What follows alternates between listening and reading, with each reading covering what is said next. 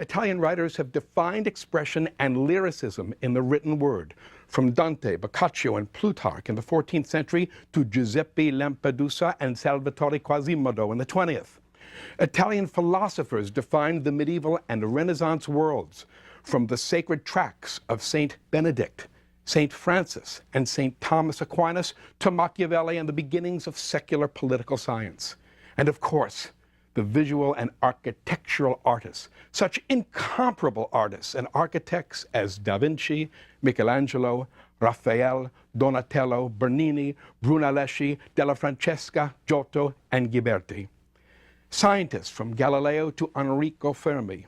Italian inventors and technologists? Hey, the piano was invented by a Florentine harpsichord builder named Bartolomeo Cristofori. The violin, viola, and cello were de facto invented and developed in the northern Italian city of Cremona, where the big dogs were the luthiers Niccolo Amati, Giuseppe Antonio Guarneri, and Antonio Stradivari.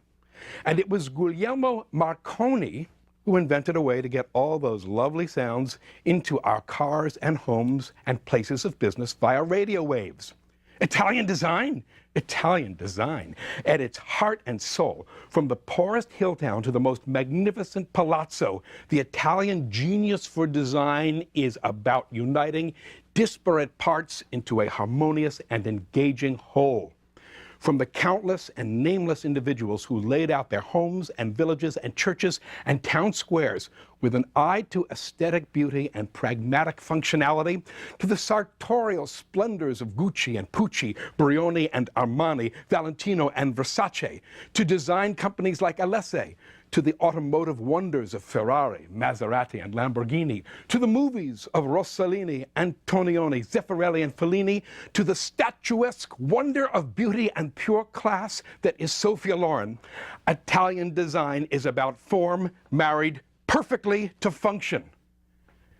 Let us say this again, because this is as true for the operas of Verdi as it is for a perfectly made pair of Italian shoes.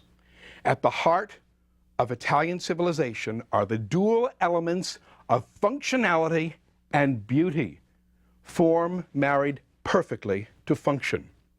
According to Peter De Piero and Mary Desmond Pinkowish, quote, "From the beginning, Italian genius has tended to be practical, down to earth, and concerned with getting things done. But it has also emphasized form, beauty, and radiance. A Roman aqueduct is not only durably functional, but also lovely in its curves and proportions. Perhaps the greatest achievement of the people who brought us the Renaissance has occurred in the useful pursuits of life, law, political philosophy, business practices, anatomy, and other applied sciences, exploration and those that enhance life's beauties and pleasures, poetry, the visual arts, music, especially in its most visually spectacular form, the opera, etiquette and comportment, film, fashion, and food. The ancient Roman and Venetian constitutions were marvels of their times. The institution of the Catholic Church, largely an Italian creation, has entered into its third millennium, and universities, an Italian invention, seem here to stay as well," unquote. My friends, in 1524, Count Baldassare Castiglione, who lived from 1479 to 1529, completed his magnum opus, a book he entitled The Book of the Courtier. In it, he writes that all things must be done with sprezzatura, which might loosely be defined as the art of effortless mastery. For Count Castiglione, sprezzatura meant that all things should be done, quote, with a stylishness and panache that makes them look easy, unquote. Nowhere in Italian culture is the concept of sprezzatura, the art of effortless mastery, better expressed than in Italian music, with its perfect balance of lyric beauty and structural integrity. Italian composers dominated the musical life of Europe for hundreds of years. Composers like Gesualdo, Palestrina, Gabrieli, Cavalli, Monteverdi, Corelli, Albinoni, Vivaldi, Boccherini, Sammartini, Scarlatti, Cesti, Salieri, Rossini, Donizetti, Bellini, Puccini, Luigi Nono, Gianfrancesco Malpiero, Bruno Maderna, Luigi Della Piccola, and Giuseppe Verdi. And of course, opera, a word that means literally work, as in all things working together, is the quintessential Italian musical invention. Opera combines stage drama, lyric, singing, instrumental music, acting, movement, costumes, sets, and stage machinery into a singular experience, the whole infinitely greater than the parts. Italian opera, at its best, is a perfect example of sprezzatura, elegant, lyric, long-lined vocal melodies effortlessly employed in the service of human drama. If, in its long and magnificent history, Italian opera rarely plumbed the metaphysical, the symbolic, and the supernatural aspects of so much German, French, and Russian opera, well, it's because Italian opera, like Italian culture in general, has always been more interested in beauty and elegance than the unconscious underside of human experience and imagination. Musically, expressively, and spiritually, Wagner's Tristan und Isolde and Richard Strauss's Elektra could no more have been written by an Italian than Verdi's Il Trovatore or Rigoletto could have been written by a German. Almost from its first days, opera in Italy was a popular as well as an aristocratic entertainment. And as such, Italian opera came to reflect the tastes and interests of a wider, more general public than opera in other nations. A little background is both necessary and instructive.